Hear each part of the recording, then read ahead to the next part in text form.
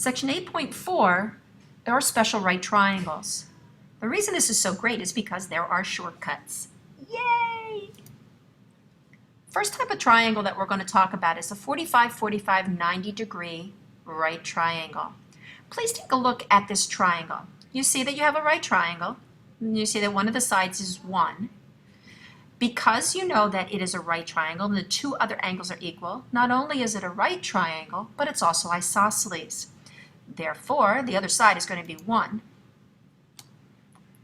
After you have 1 and the other side being 1, please find the length of the hypotenuse using the Pythagorean theorem. If you got the square root of 2, that's perfect.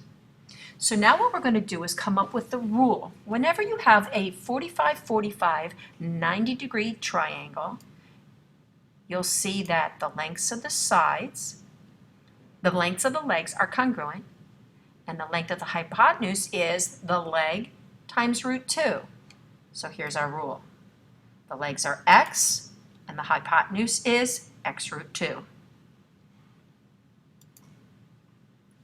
Please try these two problems. In one of them, you're given the leg. In the other one, you're given the hypotenuse, and you need to work backwards. Here's your rule. Before we move on to the next special right triangle, look at this picture and tell me what you can conclude. Please make sure that you write these answers down somewhere on your notes or on your note sheet. You're looking at equilateral triangle ABC. You're given that the length of one side is 20. What I'd like to know is, tell me something about the lengths of the sides of the triangle.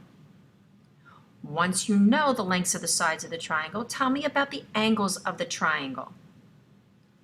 Draw altitude BD.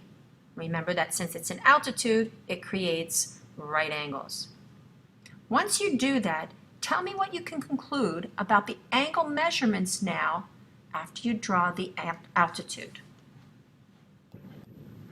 Draw this picture in your notebook or in your notes.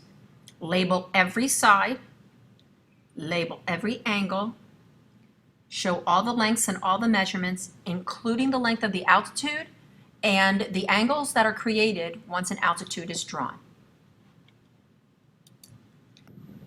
Having done the calculations in the last slide, you should be able to realize that you now have a 30, 60, 90-degree triangle whenever you have an equilateral triangle that has an altitude.